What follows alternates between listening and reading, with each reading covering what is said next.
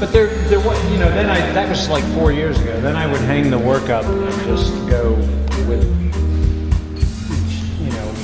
how much garlic I had, how I would hang it. But as far as like anything specific, it's evocative of a lot of things being in this space. But specifically, I wasn't like others. It's about this piece.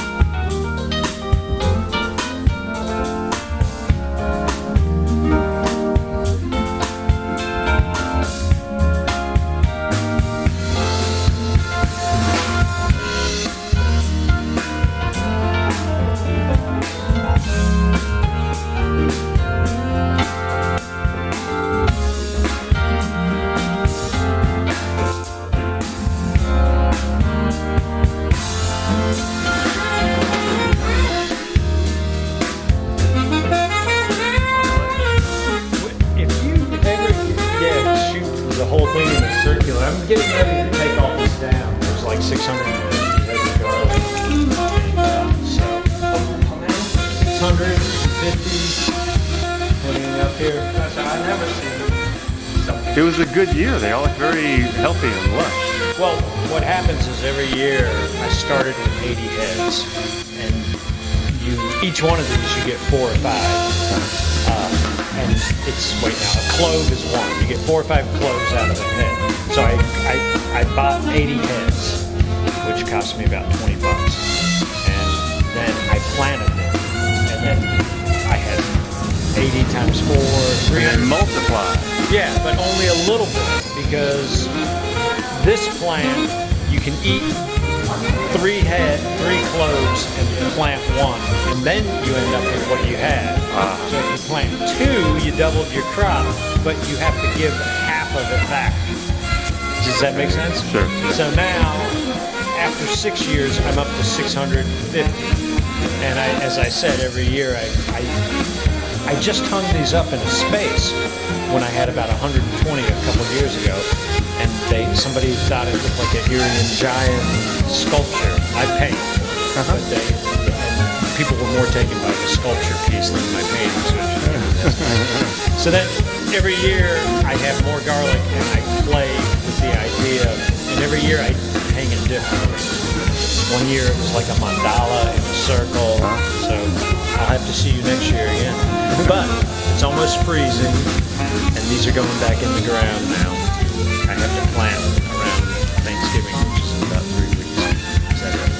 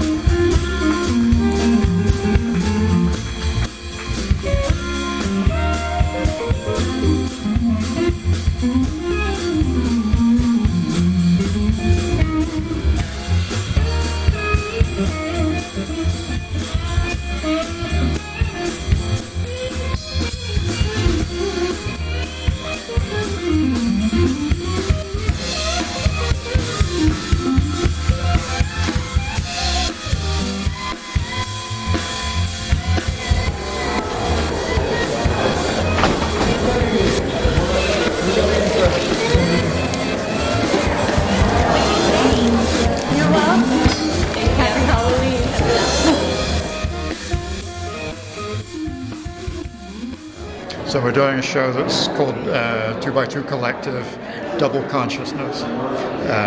So double consciousness is a term invented by W.E. Du Bois, and it's about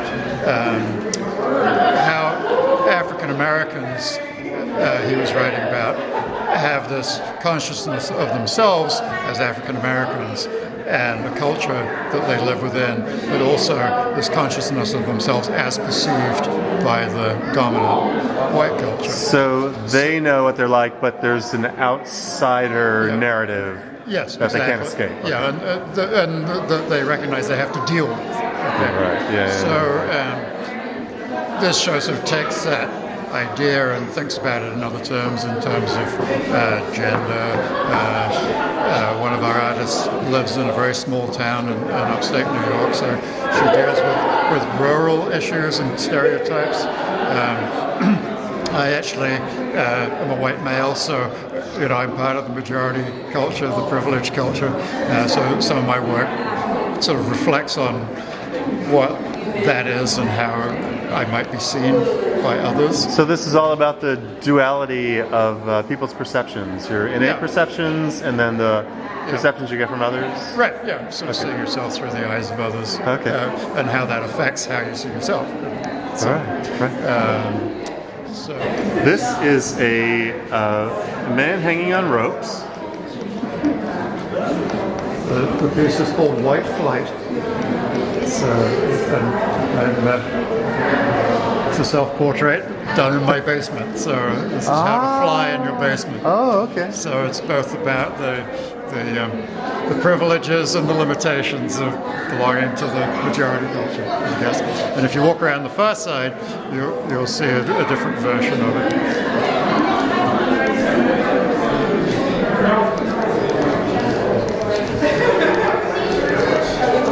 This is when you're looking down at the abyss of all that you've done. So that's a nice interpretation. So Sandra's pieces, she's done these pieces about different sorts of skin, really blown up large on the walls. And she also does some video pieces, like the ones over there. This is Maria's work. She does these sculptures using these burdock weeds, which are really sticky burrs. So that's sort of, this is what it's like on the outside of being a rural person. And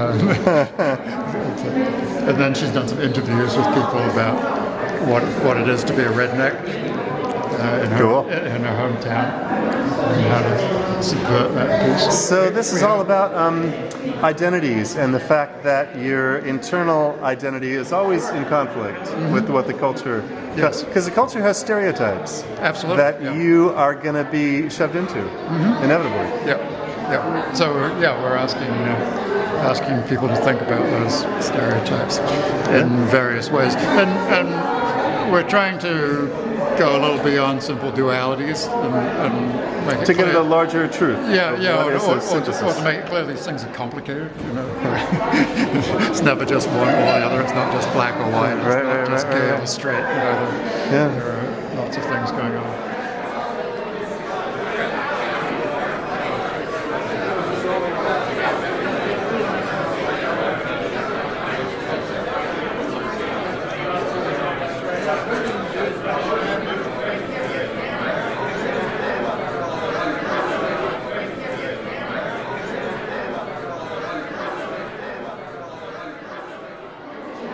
Okay, and we're here talking with Brady, volunteer at the Arts Center. And how did this all come to be? How did you get involved with the Arts Center? Well, I'm a student over at Heatley School in Green Island, so we just started up an internship program, and it's sort of, in its beta stages. So I decided that, it would be a very enriching experience to come here, to learn a little bit more about the gallery side of the art world. And you may be an artist yourself, or a curator, or have some involvement with something? I am looking to do it professionally. I've been working in my off time. I often paint things that I see around, my village. It's all just, I've been doing this for years, so. Okay, so this is the natural evolution Yeah. to get involved here, and eventually this will be your work up here in the gallery. Or maybe it has been already. Your work here in the gallery. You would have a show, or have you had a show, or are you working on that? No, Or? I've never had a piece in here. I actually just started it last week. That would be pretty quick. Yeah. I hope to someday, though. Absolutely. It would be really neat. And what is it about making a representational art that is worth it? Why does it engage you so much? What is it that, are you trying to do something? Are you trying to give it as a message, or what is it? Art has always spoken to me in a way that nothing else could. It's a way to express yourself, and I feel, that this show is very substantial in that it shows from different perspectives. And that's pretty much what this is about. See, there's a lot of abstract things that you'll find here, and you won't see anything like it anywhere else. Okay, here we go. We are at the Art Center of the Capital Region with Claire Sherwood. Claire Sherwood, and you're an artist, and you have an exhibit here. And what is it? What do you do? Why don't you tell me about it? Well, the show is of 3 different artists: Jeffrey, DeMonte, Alexis, and myself. And my work is all the 3-dimensional work around the show that you'll see. The title of the show is Overgrown, which is based on natural objects in combination with the landscape. And my work in particular looks at landscape from a personal perspective. So how I am personally connected to the landscape, and how my children play a role in that connection, actually. So it's about, my work really is all based on rocks that my children have brought home. Okay, well let's go have a look at it. Here's some children playing. Yes, perfectly appropriate. What are the odds that would happen? So these do look incredibly natural, but obviously you've created them out of They start with materials. a steel under structure, and you can see there's a few pieces that are the plain welded. Like a frame. Yes, Yeah. yes, like an Okay. armature, like the welded painted steel. So they start like that. Okay. Then they're covered with either a concrete or a plaster shell. And the concrete ones have some lace that is pressed into the concrete during the process. So it's sort of like asserting a femininity into the masculine structure. And then some are paper mache and plaster and paint for a softer kind of look. So the ones that you see that are painted a color, those are like a paper and plaster pulp mixture. Okay. Oddly enough, years ago I built a ferro-cement house. I don't know if you know what really? that is. No. It's you frame rebar into whatever shape you want your house, and then Right. you make mats out of chicken wire and Same tobacco netting, and then you cement it. Same So idea, you're same creating a steel, cement, paper Right. mache Right. thing. Same Yeah. same concept, yeah. And why do you do that? Well, my old work I used to do cast concrete, and the objects were very large and very heavy. Okay. And then this was a way to make it lighter and a little bit more portable. And the reason that I worked in concrete for the most part is because I grew up in this area, right across from bonded concrete, Troy Sand and Gravel. So I have a real connection to like the gravel pits and concrete as a product, and how it is an industrial product. So I've always kind of been in love with this industrial world, and yet not quite had a place in it being a young woman. So it's a kind of a juxtaposition of femininity and masculinity. Right.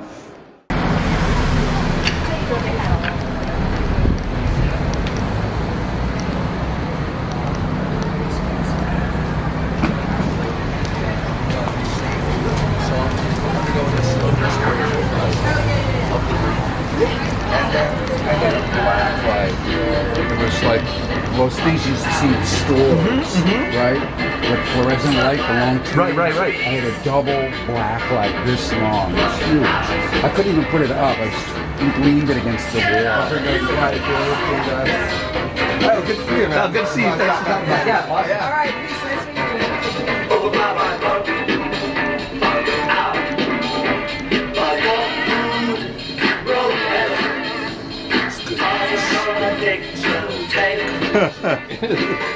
So So tell me what this is again. What is this again? This is a section of the legendary Black Light Room at Phi Sigma Kappa.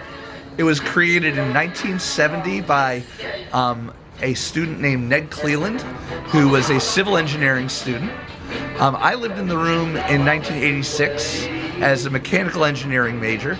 But since then, it seems everyone else has gone their professional ways, and I went my artistic way.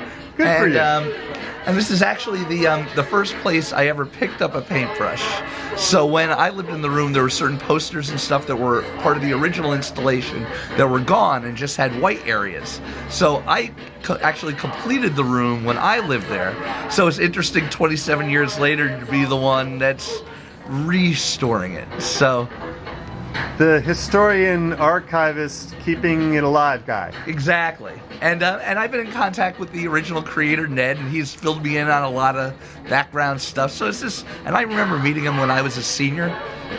So it's just like weird 43-year collaboration of the sacred space that doesn't get better than that. That's being installed piece by piece in our new fraternity at the St. Francis de Sales Church. So it's like these crazy colors with the stained glass of the church. It's really quite something.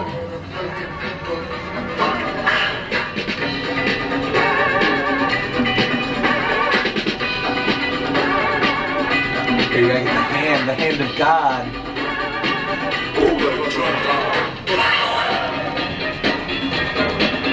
Oh, I can see that's a very important part of it.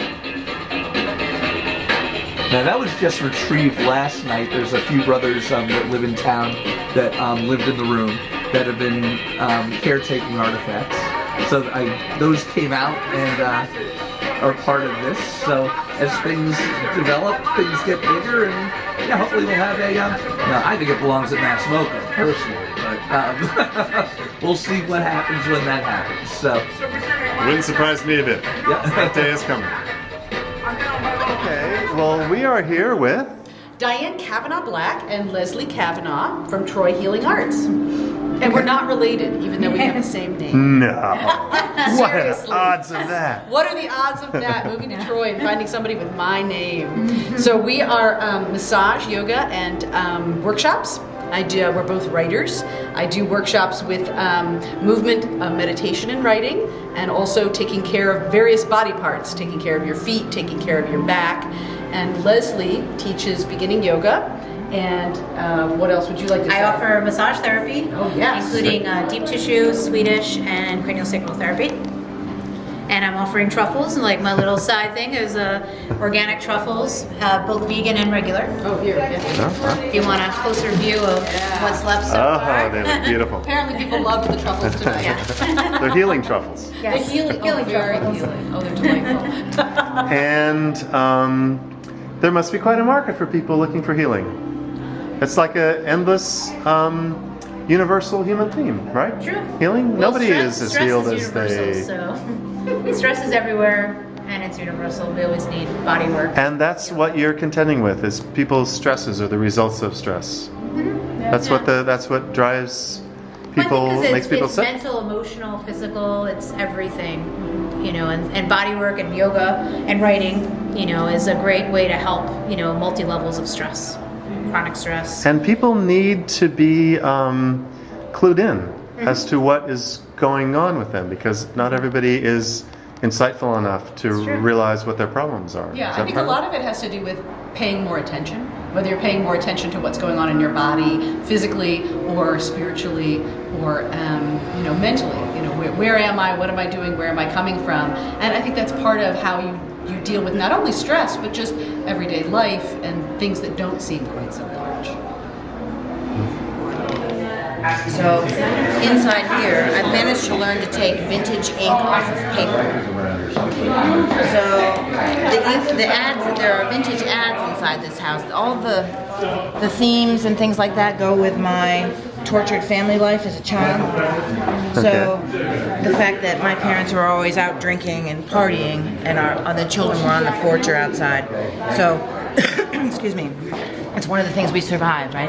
So the umber and penumbra is about the shadow and what we survive, with the scars that are on us, if we can survive it with joy. And the umber and penumbra are the two sides of the shadow of the moon, an eclipse sometimes, and an ellipse. Oh, that's a technical term right. for what it is. So the big light in the middle, the moon, you know?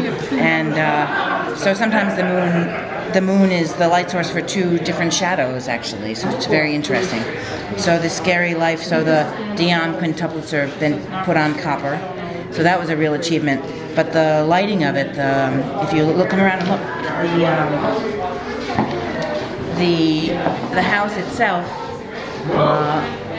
so on the left is a Haywood Wakefield ad, and on the right, Jason Penny and Schlitz Beer. So the magic of that is being able to pull the inks off of the paper and put them on what I want. So I can put them on metal now, and I can put them on wood. And that's really hard to do, actually. So I'm very proud of myself. It's a strange skill, but that's what we got. So I always save objects and save materials and reuse them always in everything. I do artistic interior renovations too, and they're treated the same way, same level of detail, and so I don't make any money. But they're beautiful places. Money is so overrated. I did Footsie Magoo's downtown. Oh, yeah, I spent a year of my life in there making that pretty. That's got fascinating old department store paraphernalia. Yeah, that's all my hordes of stuff. I spent a year in there taking out drop ceilings and fluorescent lights and all that. And so right now I'm working on my rectory, which is down by the Ale House. It's a 1910 rectory that was a unit house. I'm taking care of all the Unity House stuff, getting it out. And it's my studio, and I live upstairs. I also am in the middle of opening the Hangar Building, which is the Hangar Building, which has got venue. The colors for you to vote on. Yes, it does. Yep, outside. That's my style. So I think we're not picking any. I think we're painting it. If you can fill all of them out. I just did that one. Pardon me, I'm sorry. They're here in a little brown bag I had. So we are here with Patrick Sherwood and his skunk. Oh my God. And these are your paintings in the background. They are. They're more recent works I've completed in the past few months. I spend a lot of time focusing on instances of light and space and capturing moments, and a lot of moments I've been seeing in these late summer, early fall sunsets. Did you see all the fish stuff we got in? And is this the kind of art you've always been making, or how did you start out? I've always been a drawer. I always loved to sketch in my sketchbook, and went to get my fine arts degree to learn the disciplines of painting, because I always wanted to be a painter. And I learned how to paint up at Hudson Valley with a wonderful professor, Thomas Lale. And so I've just been kind of carrying on and making work, and putting my heart into what I'm doing. So I'm happy. I'm proud. I'm a young painter, so there's time to grow, time to improve, and time to keep enjoying what I love to do and keep making works. And these are so evocative of contemplative moods of nature. And why did you settle on that whole field? Or originally, I settled on the landscape. I chose to settle on the landscapes because they just have this kind of timeless value. A landscape can hold substance. It can hold what I wanted to, or what I was feeling, and what I wanted to project. And I felt that what I wanted to do, the landscape could do it the best. And that's why I chose it. So I went with it. But who knows where my art will take me in the future. So right now I'm doing the spaces with light, and it could, I could see it evolving, maybe doing something a little bit more urban. Put a robot in there every so often. Yeah, maybe a robot, a fisherman, I don't know, something. I'm definitely, love the romantic feel, the romantic period. I love the Barbizon School. I love the Hudson River schools. So maybe I could see more plein air painting coming on, and seeing where that takes me. Okay, we are here in Market Street Books with Amy Halloran. And you are in front of your faithful typewriter. It is. It's my Smith Corona, and I bring it down here about once a month to write in the window. And I like to just ask people what they want a poem about, and then I write it. So Anita wanted a poem about 10th Street, which is where we live, so I wrote her a poem. Another friend wants a poem about bad decisions, and I'm about to write that. A kid came up and wanted a poem about candy, so I gave him a poem about candy. I think he wanted candy, but I gave him a poem about it. It'll last a lot longer. Yeah. Much more cultural value to a poem. So it's just fun. I write at home, and I wanted to experiment. I've been doing this since April of last year, 2012. I just wanted to experiment with writing in public and really interacting with people, because writing is all about connecting, but very often the writing happens at home, in private, and I didn't want it to be writing is all about isolating yourself in your mind and contending with whatever it is you're thinking about. It's maybe. I think it's a lot of surface reactions too. I like to write right off the surface. Okay, and so having a crowd around you must be endlessly inspiring. Yeah. One time, last year at Halloween, I can't remember, I brought Moby Dick and two die, and I had people roll the die, and then they would pick a chapter and a paragraph, and they'd read that aloud, and then I would write something based on what they read aloud, and I gave it to them. That was really fun. Oh, wow. Yeah. Your kind of reaction to it, or interpretation, or a modern take, or whatever it was? Well, and the thing that happened right there, we read it together right there, and then I had something, to give back, and then we had that. So it was super fun. Cool. Do you want a poem? I'd love one. What would you like it to be about? Well, it's funny that you ask. I came into town early today because I had to get a fuse for a microphone preamp, and I didn't want to be late. So I got here like 3 in the afternoon. Of course, the electronics store is open until 5, so that's quite early. But getting the fuse, it occurred to me that a fuse is a little machine that, when it works, it fails. I mean, it's there all the time, monitoring things, but when it's called into action, it fails. Yeah. And it's working. And that struck me as an irony, a metaphor. What is that? What's the larger significance of that? What does that mean? I found 3 fuses today that were super small. They were the size of this fingernail.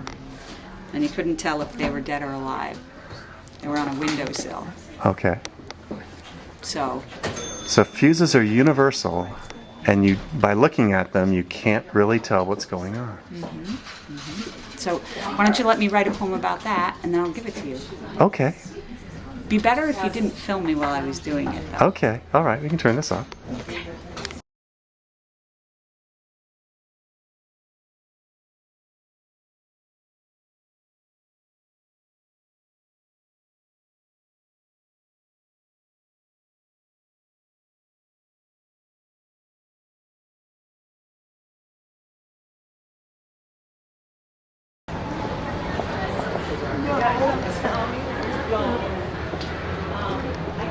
My friend Mo,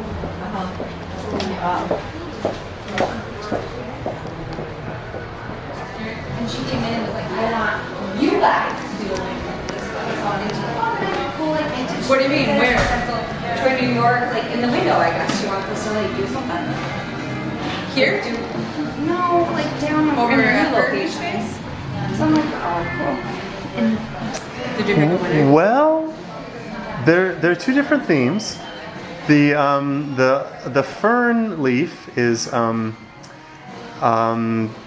very sincere, and then the scene has much more variety to it. The ghost so it was impossible for me to pick a winner. I couldn't. What? I declared a tie, Come on. an absolute tie between the 2 of them. Fair enough.